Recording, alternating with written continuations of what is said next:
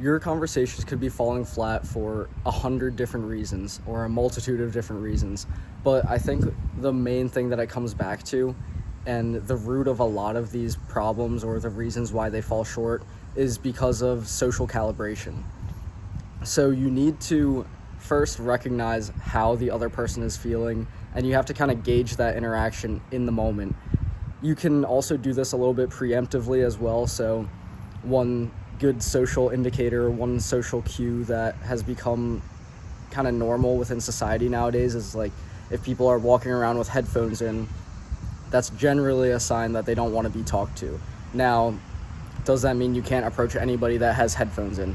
Not necessarily. You can try to stop them, and if they're willing to take their headphones out to speak to you, that might be a good sign and a green light to keep going on with the social interaction. But if they just keep walking past, just keep listening to their music, like they don't even acknowledge you, then that might be, for one, a sign to let them get on with their day and kind of let that interaction go.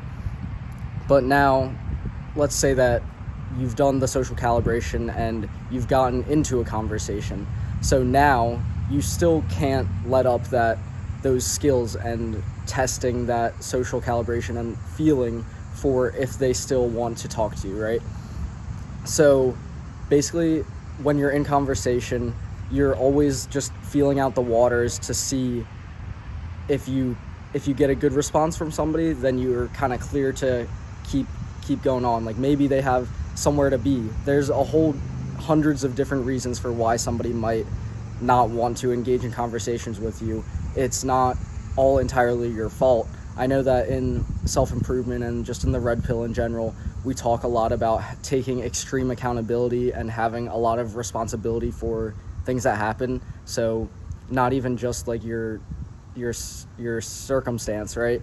So you do have to learn to let go of things that you can't control. But a lot of these things, especially in dealing with other people, you have to realize that you can't control their feelings. Sure, you might be able to manipulate them in a good way and maybe even a bad way, because if you can manipulate somebody into having good feelings and good energy if you're giving off good energy, but you can also try to manipulate somebody to try to stay and talk to you by using weird tactics of, I don't know, trying to mystify who you are or stuff like that. But basically what I'm trying to say is that you always have to gauge whether or not they want to continue conversation, and you have to also realize that it's not necessarily your fault every single time that somebody has to disengage with the conversation with you.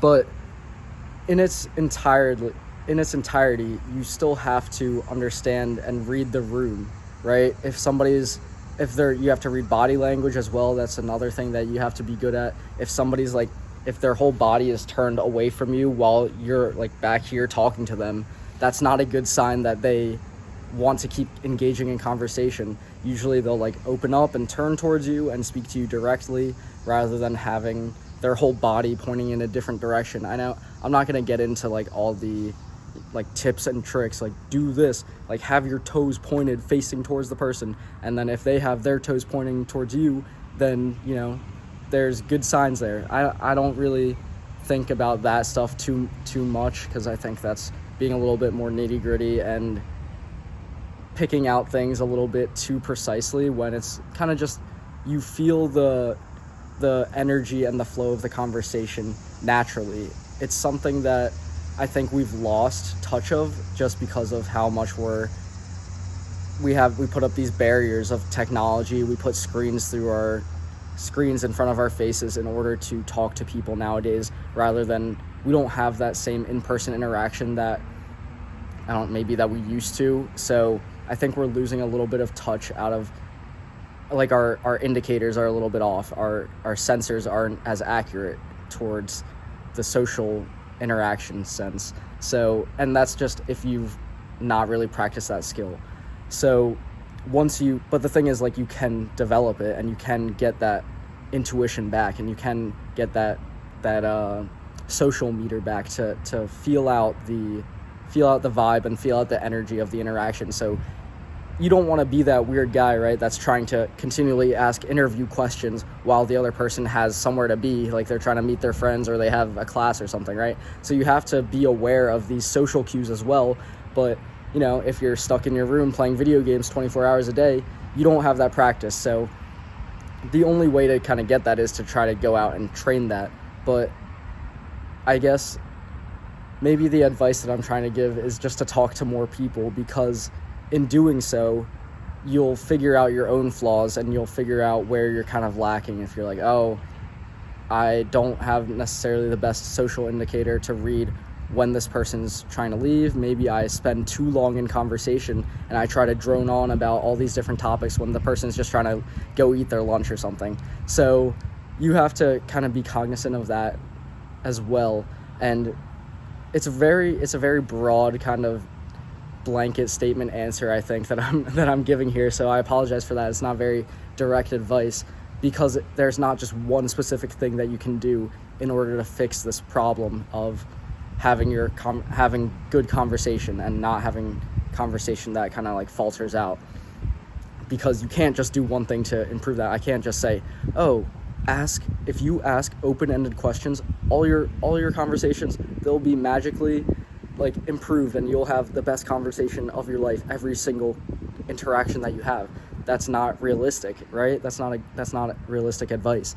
So instead, what I'm trying to say is to just develop and enhance your social calibration in order to feel out the energy and the atmosphere of the environment, so you can be adaptable. That's a big thing in being able to talk to people and being able to like read people, I guess, is being adaptable as well, because you can't predict what the other person's going to say. You can't predict if that person is going to lunch or going to meet their friends or going to a class. You can't predict these things when you're just walking out and about. So you have to be able to adapt to whatever energies the other person is giving you, right? And I'm not saying that you put the conversation entirely in their hands, because if you do that, more often than not, they'll just want to leave the interaction. So you do have to take some authority there in trying to lead the conversation if that's what you want to do. But you also you can't just be all on your time and just be like, oh, I want to talk about this. Let's talk about this next. Let's talk about this. I want to ask you your name, your age, where you're from, all of these things. So I think the majority of what I'm trying to say is to be more adaptable to the other person. And and you have to accept as well, I'll reiterate this point, you have to accept that every single time somebody disengages from conversation with you, it's not always your fault. They could have had a great conversation, but they really have to get to work, or their boss is gonna yell at them. So it's not, but they would rather love to stay and talk with you, but they have some sort of obligation where it's not your fault. So things to keep in mind and remember in why your conversation falls flat. 1, it's not always your fault. Sometimes other people have things to do that are not related directly towards you. And for 2, try to be better at reading the room and enhancing your own social calibration skills. And that only gets better with time and with practice and with experience. So go out there. If you're not following along with the target practice challenge for this month, go approach some people every single day. Have a new conversation with a random person. If you do that for every day of this month, that's 30 new people that you could talk to and have a great conversation with, maybe even potential friends. But that's going to be the video for today. Thanks for watching. I'll see you next time. And remember to stay on target.